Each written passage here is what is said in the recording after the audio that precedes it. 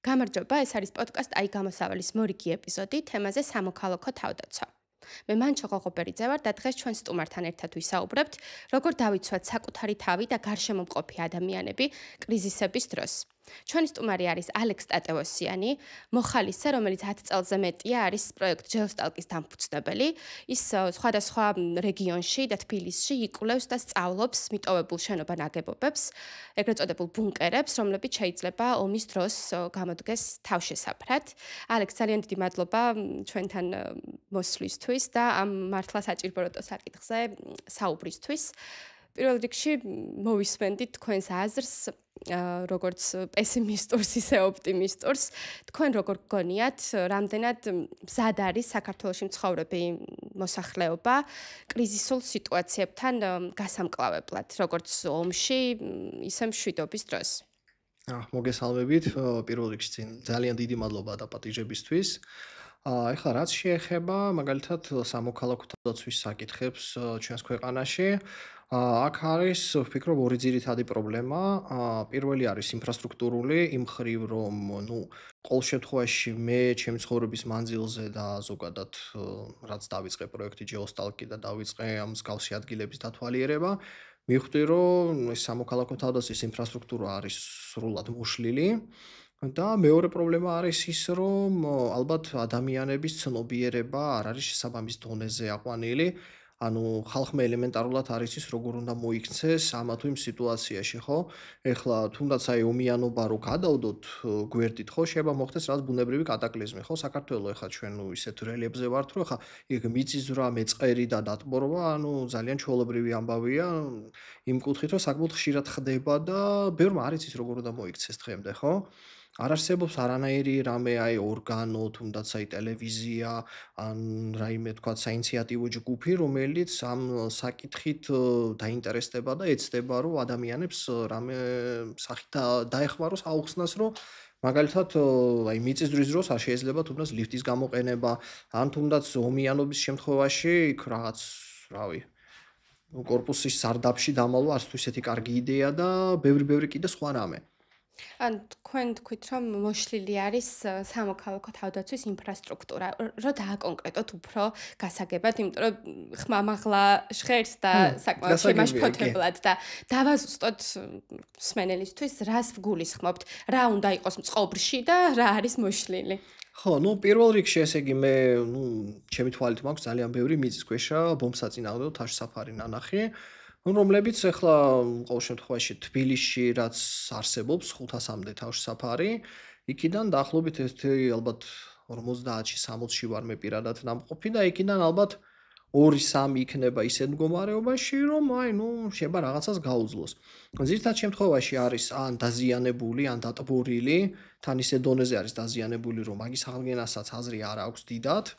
მაგას დავუმატოთ ის, რომ სხვა თავშესაფრები კიდე რა მდგომარეობაში არის, არ ვიცი. ბევრი გაყიდულია მაგალითად, მან რაღაც კომერციული ფართი არის მოწყობილი, ან თქვათ საწყობი, ან უბრალოდ ვიღაცის რაღაც კერძო ტერიტორია არის.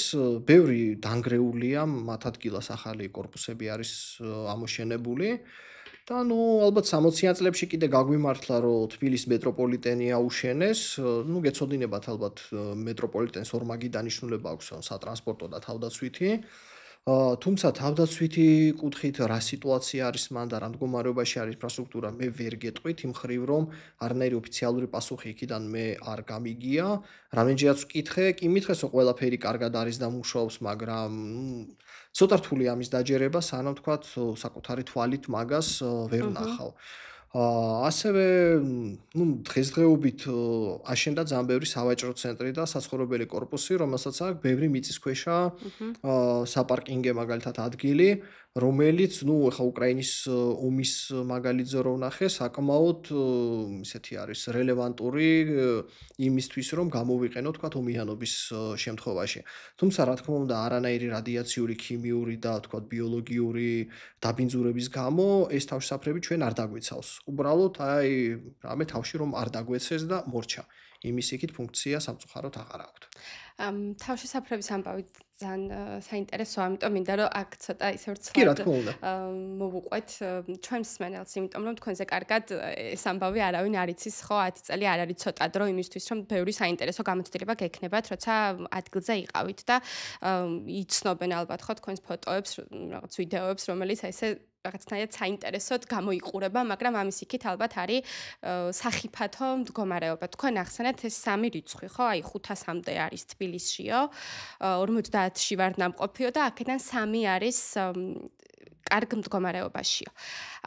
ამაზე მინდა რომ გითხრათ, აი რა იგულისხმება კარგ მდგომარეობაში და რა ფუნქცია აქვს ამ სამ თავშესაფარს, რომელიც თქვენ ნახეთ. ან თუ შეგვიძლია, რა ვიცი, უბნის დასახელება მაინც და აი მაგალითად ხვალ, არ ვიცი, რისგან დაგვიცავს კონკრეტულად, რა ტიპის საფრთხისგან, ეს რო დაგვიზუსტოთ.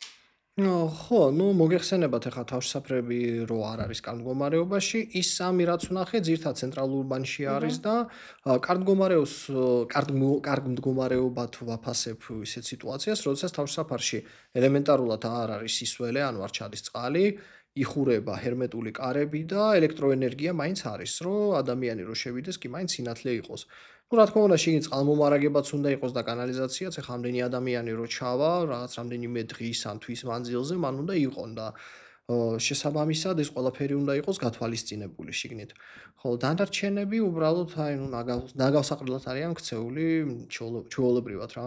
აი, თქვენ თქვათ მიხვედით, ნახეთ ადგილზე სიტუაცია, გადავუღეთ ფოტოები და შემდეგ მაგალითად როგორ მოქცეულ ხართ, წააწყდით პრობლემას, რაღაცა გული გეტკინათ, მეგობარს გაუზიარეთ, მერე თუ გქონიათ ცდუნება, რომ სახელმწიფო სტრუქტურისთვის მიგემართათ, ან რაღაც ცვლილებისკენ რო ბიძგი ყოფილიყო და გეთქვათ, რომ აი მაგალითად დანაგვიანებულია, ეს ასე არ უნდა იყოს და შეიძლება გამოდგეს ფუნქციურად, თქვათ თავშესაფრად ომის დროს. აი, რამე ასეთი თუ გახსენდებათ, რომ სცადეთ მათგან რაიმე რეაგირება და იქედან რა პასუხი იყო.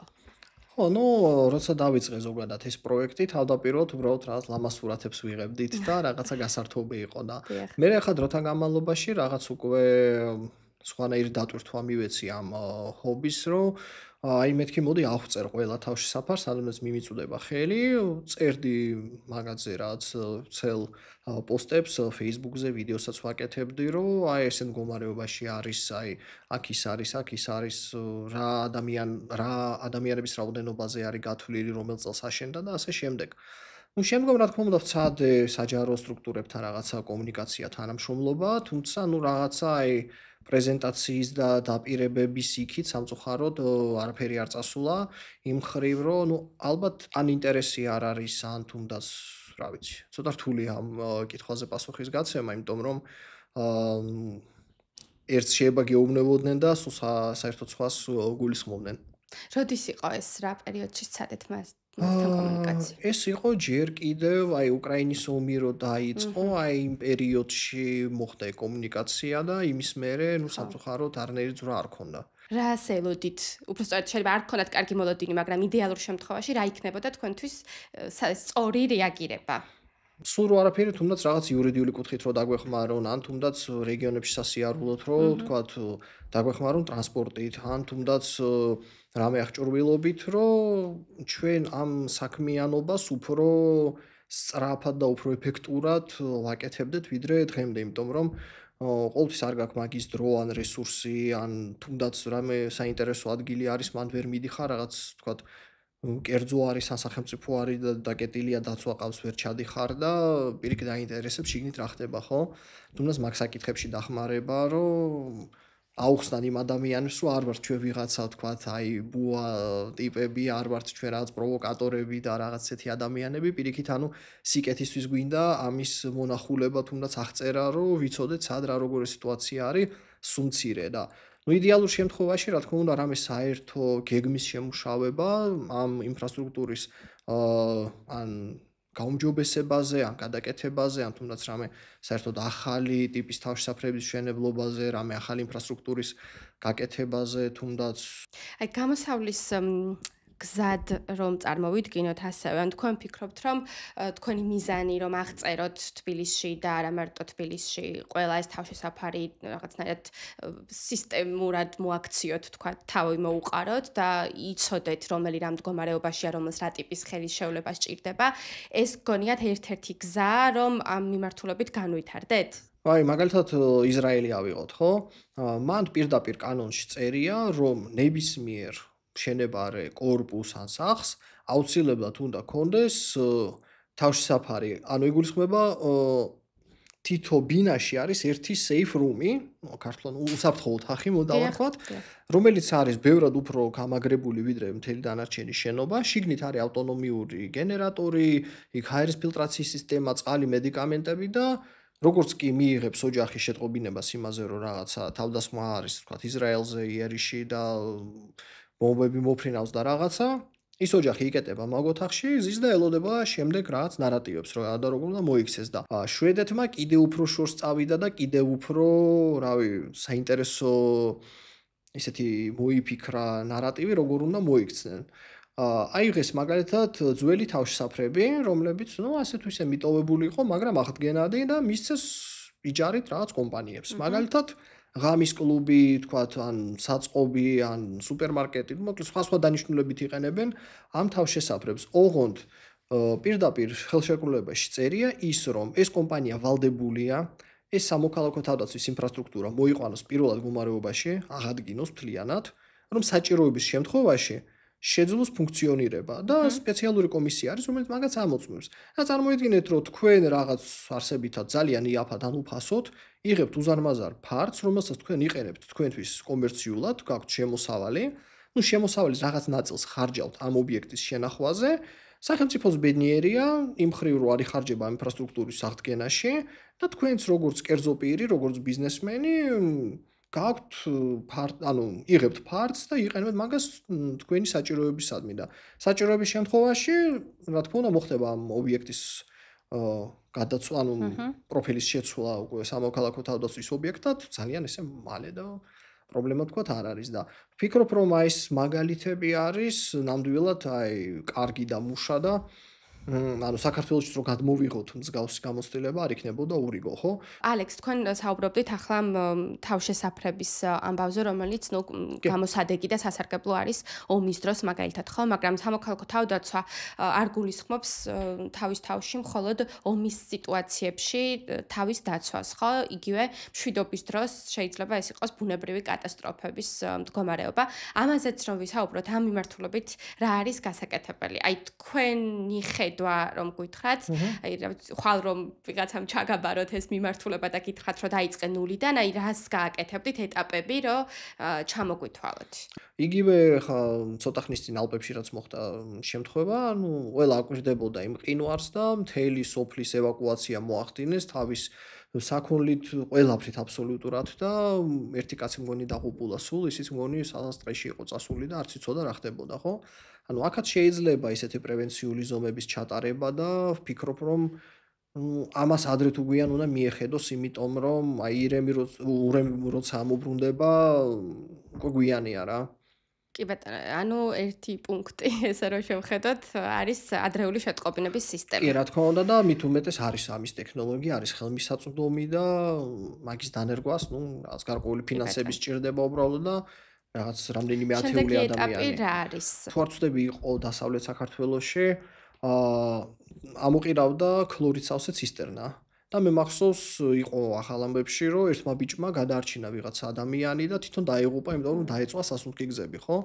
ანუ თუნდაც აი ძალიან ელემენტარული ადამიანმა უნდა იცოდეს, როგორ უნდა მოიქცეს რაღაც ეგეთ სიტუაციებში, რომ აი მაგალითად იცოდეს, რომ ეს არის ქლორი წვავს სასუნთქგზებს, სანამ შეხვალ და ვიღაცას გადაარჩენ, პირველ რიგში რაღაც შენი თავი უნდა დაიცვა, რომ იქ შეხვიდე და ის ადამიანს გადაარჩინო და თვითონაც იქიდან ჯანმრთელი გამოხვიდე, ხო?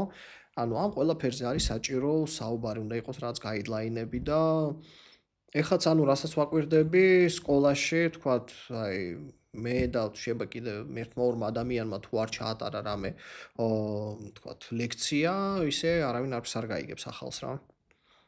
საჭირო არის, რომ ბავშვობიდანვე ადამიანებს აუხსნან რა როგორ არის მაგალითად, მიწისძვრის დროს გამოვიყენებთ ლიფტს, ხო? და ის რო არის რაღაც პატარა DSP-ს მაგიდა, არ დაგიცავთ თქვენ იმისგან, რომ იქ ზემოდან რაღაც ბეტონის ფილა დაგეცემა. საერთოდ რა საკიდან შეიძლება რომ დაიწყო სამოქალაქო თავდაცვაზე საუბარი ბავშვთან? არ ვიცი, ბაღში, სკოლაში? თუ აი რა ფორმით, მხოლოდ თეორია უნდა იყოს, პრაქტიკაც უნდა იყოს, სიმულაციაც უნდა იყოს, რაღაცა კრიზისული ვითარების, თუ აი თქვენ როგორ ხედავთ ბავშვებში ამ სწავლებას? ეხლა ძალიან რთულ რაღაცებს საბავშვო ასაკში არც მოვით ხო ბავშვმა რო იცოდეს, მაგრამ რაღაც ელემენტარული თემების დანერგვა შეიძლება უბრალოდ ვიღაც ადამიანმა უნდა მოახდინოს ამის ადაპტაცია ბავშვებისთვის, ხო? აი მაგალითად ისრაელში არის ესეთი პროგრამა, თუ არ ვცდები, Orange Day ქვია და საბავშვო ბაღშივე ბავშვებს ესე თამაშით სიმღერით ასწავლიან მაგალითად საბავშვო ბაღიდან ევაკუაციას. ნუ რა რაღაცა იქ სიმღერით ჩუკუ მატარებელი წავიდა ბუნკერში. ან რაღაც ეგეთი ვარიანტი შეიძლება მაგის გაკეთება. გასაგებია რომ ალბათ ვერ განვაზოგადებთ თქვენ ალბათ რამდენიმე სკოლის მოსწავლესთან გქონდათ შეხება და ეს რაღაც ვერ მთელი ქვეყნის მასშტაბზე ამას ვერ გადავიტანთ, მაგრამ თქვენი გამოცდილებით რა მდგომარეობაშია ამ ახლა ვთქვათ სკოლები? ან ბავშვებს აქვთ ცოდნა, რასაც თქვენ უყვებოდით, რაღაც ბევრი სიახლე იყო მათთვის უკვირდათ და ინტერესით გისმენდნენ, თუ რაღაცები უკვე იცოდნენ მაგალითად? კი არა, ძალიან ბევრი რამე გაიგეს ახალი, იმიტომ რომ თვითონ ის სკოლაში რაც ასწავლიან სამოქალაქო თავდაცვის კუთხით ის წიგნები მქონდა მე ნანახი და ნუ ძალიან ზედაპირული არის და ვფიქრობ რომ უფრო გაღრმავება არის საჭირო მაგისი და თუნდაც რაღაცა პატარა პრაქტიკული სწავლებები და ნუ თუნდაც რავი აი როგორ გამოიყენო აირწინაღი მაგალითად და შალხიძე რო იყიდი იმ აირწინაღს და მწვანე საბჭოთა ფილტრი რო უკეთია მაგის გაკეთება არ შეიძლება ასბესტს შეიცავს და ფილტრებს დაგიზიანებს ნუ აი ესეთი რაღაცების დანერგვაც და ჩაწერაც ვფიქრობ აუცილებელია აი თუ გქონიათ მაგალითად შემთხვევა, რომ იგივე ამ, რა ვიცი, ან თავშესაფართან დაკავშირებით, ან გიკითხავთ, სანამ თქვენ ასწავლიდით, გიკითხავთ მაგალითად, თუ იციან მათთან მდებარე უახლოესი თავშესაფარი სად არის და ბავშვმა იცოდა ამაზე პასუხი, ან სწორად უპასუხია მაგალითად როგორ იქცევა ხანძრის დროს სკოლაში, ან როგორ იყენებს ცეცხლმაქრს, რომელიც მის სკოლის რაღაც სადარბაზოში არის ჩამოკიდებული. ან უბრალოდ ამას იმიტომ გეკითხებით, რომ ნათელი იყოს რეალურად რისი საჭიროება გვაქვს. რამდენად დაბალი არის ცნობიერება ახალგაზრდა თაობაში და ალბათ არა მხოლოდ ახალგაზრდა თაობაში და რისი სწავლება გვჭირდება, ამიტომ რომ უფრო ჩაგვახედოთ, ასე ვთქვათ, თქვენი გამოცდილებით რა ნაწილში გვიჭირს. ხო, ეხლა სკოლაში, ნუ ყოველ შემთხვევაში ბავშვებს როცა ვეკითხებოდი, აბა თუ იცით სად არის, ნუ როგორც წესია 1-2 აწევს ხელს, აი იქ რაღაცა ვიციო და ნუ გადამიმოწმებია, ნუ შეიძლება რაღაც სარდაფი დიდი არაფერი, მაგრამ ნუ აი თქვა კლასთან რო 10 ბავშვიდან შეიძლება 1-2-მა იცოდა. ანუ სადაც 1-2% ესე რო ავიღოთ ხო პროცენტულად. ნუ ცეცხლმახრის გამოყენება და ის ცოტა კიდე რთული საკითხია, ეგ ძალიან ბევრ მას დასულმაც არის ის. ეხლა სამსახურში ყველას რავი როგორც ვიცი უტარდება ეგ ტრენინგები ჩვენთანაც ჩატარებულა როგორ უნდა გამოიყენოთ ცეცხლმაქრი და ზოგადად ვფიქრობ რომ სახანძრო უსაფრთხოება უნდა იყოს არა მარტო დაწესებულებებში არამედ სახლებშიც ახლა ხო ხა პირადად მე სახლში მაქვს მაგალითად 2 ცეცხლმაქრი ანუ შეიძლება არ დამჭირდეს მაგრამ ჯობი არ დამჭირდეს ხო და მირჩევნია რომ არ დამჭირდეს და მქონდეს ვიდრე დამჭირდეს და არ მქონდეს რა მე მინახავს თქვენი პატარა ვიდეოები იმაზეც როგორ უხსნით მაგალითად მოქალაქეებს თუ შემთხვევით მეტროში ჩავარდნენ ლიანდაგზე სად ჯობია რომ დაწვნან იმისთვის რომ ჩქარი მომავალი მატარებელი ანუ ესეც რო აგვიხსნათ და ან რა ვიცი ეს რჩევაც მივცეთ ვინც გვისმენს რომ ექსპერტს ძალიან აქტუალური თემა არის დღესდღეობით და ამის ფუნქციას წესით ვინ უნდა რომ არა თქვენ ვინ უნდა ითავსებდეს ამ ფუნქციას და კონკრეტულად რა ცოდნაა ეს რაც უნდა ვიცოდეთ შეიძლება სასაცილოდ და მარტივად ჟღერს რომ იქ არ უნდა დაწვეს სადაც მაინც და მაინც მატარებელი ჩამოივლის მაგრამ რაღაც ბევრი დეტალი იყო იქ საინტერესო რომელიც შეიძლება არ იცოდნენ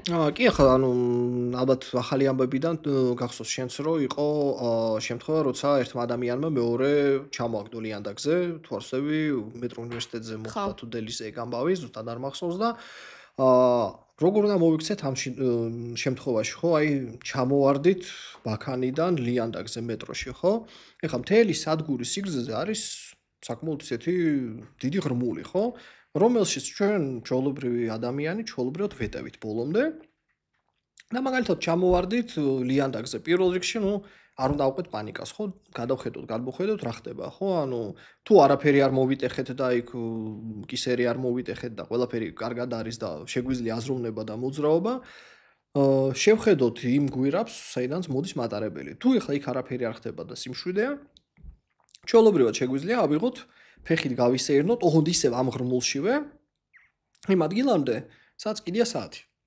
ეგ ცოტა ღრმად რო შედიხართ გვირაბში, არის პატარა კიბე.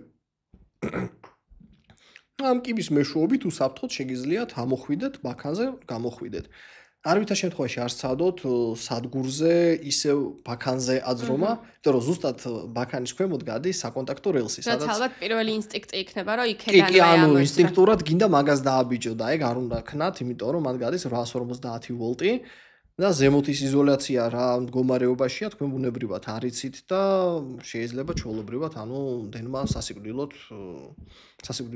ის მოხდინოს თქვენზე რა გავლენა და თუ ხედავთ ახლა რომ მატარებელი მოდის, უკვე აი ჩანს ფარები და რაღაცა, უბრალოდ უნდა დაწვეთ იმ ღრმულში. ოღონდ ხა წესი როგორ უნდა დაწვეთ? ანუ თავით უნდა დაწვეთ მატარებლის მიმართულებით. და ორივე ხელი ააფაროთ თავს, განსაკუთრებით აი გოგოებს გრძელი თმა რო აქვთ, აი ეს თმები მაქსიმალურად დაიკავონ ხელით და თუ ჩანთა გაქვთ ან რამე ბარგი, თქვენს წინ უნდა დადოთ იქვე ღრმულში. და შესაბამისად მატარებელი თუ ჩაივლის ზემოდან, თუ ვერ მოასწრო მაგალითად გაჩერება, ხო? თქვენ მან თუ ჩაწვევით, ის თავისი, თქვათ, რკინებით და რაც აქვს კონსტრუქცია არ შეგეხებათ. საკმარისი ადგილი არის მაგისთვის, ხო? ეხლა გრძელი თმა და გრძელი ტანსაცმელი რატო ვახსენე და რატომ უნდა დავწვეთ ისე? მატარებელმა რო ჩაიაროს და თქვენ პირიქით მაგალითად დაწვეთ, ხო? შეიძლება ის ტანსაცმელი მაგალითად ან კაბან თმა ჰაერის ნაკადმა აწიოს და მერე იმ მატარებელმა მოგკაჩოთ მაგით რა, რაც ასევე სასიკვდილო არის. ამიტომაც, ანუ თავით წვევით მატარებლის მიმართულებით და ესე ველოდებით, როცა მატარებელი გაჩერდება და მერე უკვე შესაბამისად მან მოხდება ევაკუაციის, თქვათ, ამბავი, გაითიშება დენი მატარებელს გამოაგორებენ უკან, ამოგიყვანენ და ისევ თქვენი თავისი მედი უნდა გქონდეთ იმ ხრივ, რომ თუ სწორად მოიქცევით, მინიმალური შანსი არის თქვენი დაზიანების. და ამის ინფორმაციის გავრცელება ძალიან მარტივია. მეტროში ხა იმდენი სარეკლამო ბანერი არის, 1-2 ბანერი ამ უსაფრთხოებას რო დაუთმონ, არ იქნებოდა ურიგო და თუნდაც ხანდახან რაც ტელევიზორში სოციალური რეკლამა რო გავუშვან. ანუ როგორც წესია ამ შემთხვევაზე მეტროში ლიანაგზე ჩავარდნის შემთხვევაში, უთქვიათ რომ არისო ჯგუფი რომელიც ამ მიმართულებით რაღაცა ბროშურებს ამზადებსო, მაგრამ აი მეტროპოლიტენში შედიხართო, მან სადღაც საინფორმაციო კედელია და სადღაც ძალიან პატარა ტექსტი წერია, როგორ უნდა მოიქცეთ, მაგრამ ბუნებრივია მაგას არავინ არ კითხულობს, ხო? ანუ მე იმაზე ვიძახდი, რომ უფრო თვალსაჩინო უნდა იყოს მსგავსი ინფორმაცია თორე შეიძლება სადღაც ეწეროს. ანუ საჯარო სკოლები მაგალითად თავის ინიციატივით გიწვევენ თუ თქვენ მიმართავთ რომელიმე სკოლას, როგორ ხდება ეს პროცესიც? მაგალითად რამდენიმე სკოლისთვის მე მიმიწერია და მე მიპასუხეს, რომ უი გვინდა, მაგრამ ძირითადად თვითონ სკოლები მეხმიანებოდნენ, იმიტომ რომ ვიღაც მაგალითად ვინმე ჩემი ახლობელი მუშაობდა კლასის დამრიგებლად, ან მაგალითად იქ სკოლის დირექტორს ვიცნობდი, ან რამე ესეთი მსგავსი. ხო, ანუ რაღაც ალაგ-ალაგ ხდება ეს და რაღაცა ერთიან ფორმატში არ არის. ყველა სკოლას ამაზე ხელი არ მიუწვდება სამწუხაროდ და ცოტა რთულია ხო მაგის საქმეს უნდა გაკეთება კი. აკეთებდეს განათლების სამინისტრო.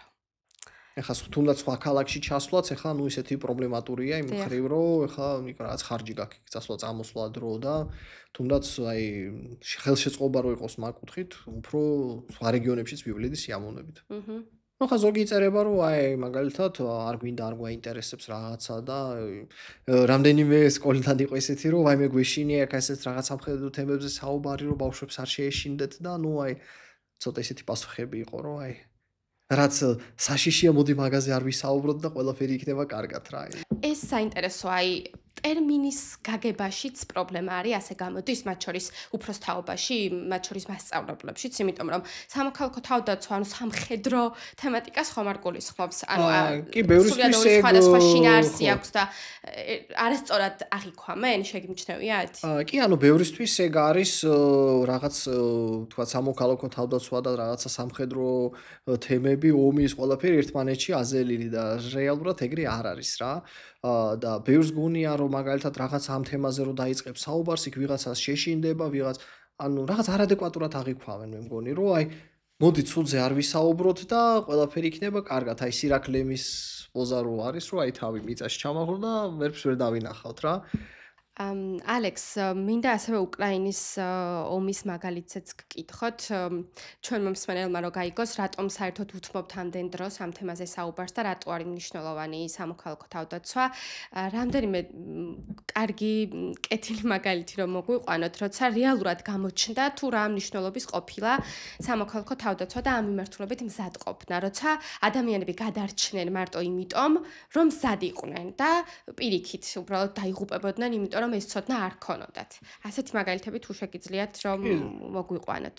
პირველ რიგში მან რაც ვნახე იყო ადამიანების ერთმანეთში გვერდში დგომა, თუნდაც იქნებოდა იქ powerbank-ების დარიგება, ფანრების დარიგება, ხარკოვის და კიევის მეტროში ძალიან ბევრი ადამიანი იყო ჩასული და მაგის ფოტო, ვიდეო მასალები ახლა ჩვეულებრივად იყო ტელევიზორშიც გასული.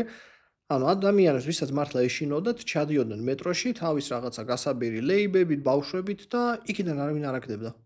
ყველა ხვდებოდა რა სიტუაციაც არის, მეტრო ფუნქციონირებდა, მაგრამ ძალიან ბევრი ადამიანი მან რჩებოდა რა, იმიტომ რომ ეშინოდათ, რომ თქვათ, მათ სახლს მოხდებოდა ჭურვი. ეგ ერთი, მეორე ის რომ კიევში ყოველ შემთხვევაში მიწისქვეშა თავშესაფრები ბევრად უკეთეს მდგომარეობაში იყვნენ და არიან ვიდრე მაგალითად საქართველოში, ჩვენთან 90 ბოდიში, რატომ, აქვე დავაზუსტოთ ჯობია, მე არ დაგვავიწყდეს, რატომ, ბოლო წლებში გაარემონტეს, მიხედეს, განაახლეს, თუ ისევე როგორც ჩვენთან საბჭოთა კავშირის დროიდან მოყოლებული შემორჩენილი იყო უკეთეს მდგომარეობაში.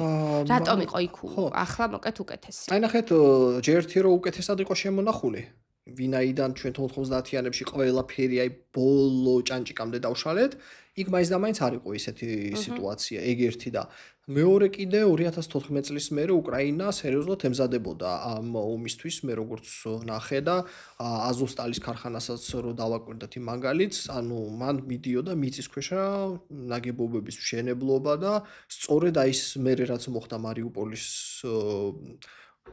მარიუპოლის ეპიზოდი დავარქვათ მაგას, როცა მიდიოდა სერიოზული იერიში ქარხანაზე მიტანილი რუსების მიმართ, იქ იყო მიწისქვეშა ნაგებობები, სადაც თანამშრომლები და ჯარისკაცები იმალებოდნენ და გადაადგილდებოდნენ მაგალითად ცეხების ქვეშ. ეს ყველაფერი ინფრასტრუქტურა იყო 2014 წლის მერე გაკეთებული.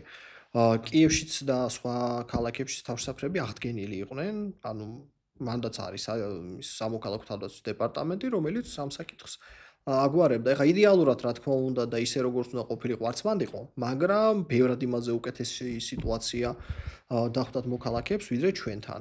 ამას დავუმატოთ ის რომ მაგ მოქალაქეებს მიახლოებით მაინც ინფორმაცია ჰქონდათ, იმიტომ რომ იყო ინტერნეტში ინტერაქტიული რუკა, მაგალითად, სად რომელი თავშესაფარი იყო, იმ თავშესაფარში რამდენი თავისუფალი ადგილი იყო და სხვათა შორის ჩემნაირმა ადამიანებმა გააკეთეს ეს რუკა, ვინც დაძვრებოდა თავის დროზე მიწისქვეშა ბუნკერებში, ჰქონდათ ინფორმაცია და დადიოდნენ ლამის კარდაკარ და ადამიანები მან ჩაყავდათ, რაც აი ძალიან კარგი მაგალითი არის და პირველ რიგში აღწერა, რითიც დავიწყეთ, უკრაინელებს ეს ჰქონდათ, ის მაინც იცოდნენ რამდენია, სად არის და როგორია. კი. და ჩვეულებრივად, როგორც რიგითი საჯარო მოხელეები ეხმარებოდნენ მოქალაქეებს, ესევე მოხალისეები, ვინც ამ თემაში იყვნენ ჩართულები, ისინიც ყველა ეხმარებოდა ჩვეულებრივად. აპირებთ ამ საქმის გაგრძელებას. კი, რა თქმა უნდა. ენთუზიაზმით თუ საიდუმლო არ არის თუ რამე ფორმით თანამშრომლობთ მაგალითად ვინმესთან, რომ იმიტომ რომ ეს ხომ მხოლოდ თქვენთვის არ გინდათ ეს აღწერილი თავშესაფრები, ხო? თქვენ მხოლოდ რაში გამოიყენებთ საზოგადოებას დასჭირდება და ქვეყანას. მაგას ვაკეთებ მე მოხალისეობრივად და საჭიროების შემთხვევაში რაღაც ადამიანებს შევატყობინებ იმაზე თუ სად შეუძლიათ მაგალითად თავი შეაფარონ. თუ უფრო მეტი ადამიანი დაინტერესდება ამ საკითხით და უფრო მეტი ადამიანი ჩაერთვება მაგ საქმეში, მაგას რა ჯობია და მით უმეტეს თუ რაღაც საჯარო სტრუქტურებიდან იქნება ხელშეწყობა და დახმარება, ხოთლა იდეალური რა. ვფიქრობ, რომ ყველა ადამიანი საქართველოში ვინც ცხოვრობთ, ყველას ვის რა სფეროში გვაქვს რაღაცა, თქვათ, წინსვლა და ინტერესი, ვფიქრობ, რომ ეგ საქმიანობა უნდა მოვახმაროთ არა მხოლოდ ჩვენ თავს, არამედ ჩვენს ქვეყანას და დანარჩენებს, იმიტომ რომ ეგ არის რეალურად პატრიოტობა და რაღაც გვერდში დგომა და სულისკვეთება, რავი. კი ბატონო, კარგი ნათქვამია. კარგი, ალექს, ძალიან დიდი მადლობა. მგონია, რომ ჩემთვისაც და ჩვენი მაყურებლისთვისაც საინტერესო იყო შენი რჩევები და ბევრჯერ ვახსენეთ სიტყვა იმედი მაქვს და მართლა იმედი მაქვს, რომ ეს თემა აქტუალური ალბათ სულ იქნება, მით უმეტეს მიმდინარე კრიზისების ფონზე, როგორც ჩვენს ქვეყანაში, ისე მსოფლიოში, მაგრამ იმედია, რომ აღარ ვიტყვით შემდეგ შეხვედრის დროს, რომ ჩვენს ქვეყანაში მცხოვრები ადამიანები მზად არ ვართ კრიზისებთან გასამკლავებლად და ჩვენი თავის თუ გარშემო მყოფების დასაცავად. მადლობა, რომ გვიყურეთ და გვისმინეთ, ვინც ამ დრომდე გვიყურეთ განსაკუთრებით. გამოიწერეთ ჩვენი YouTube არხი და თვალი ადევნეთ ჩვენი პოდკასტის სხვა ეპიზოდებსაც. ამ და სხვა საჭიროებო პრობლემებზე კიდევ შემოგთავაზებთ გამოსავლის გზებს. მადლობა.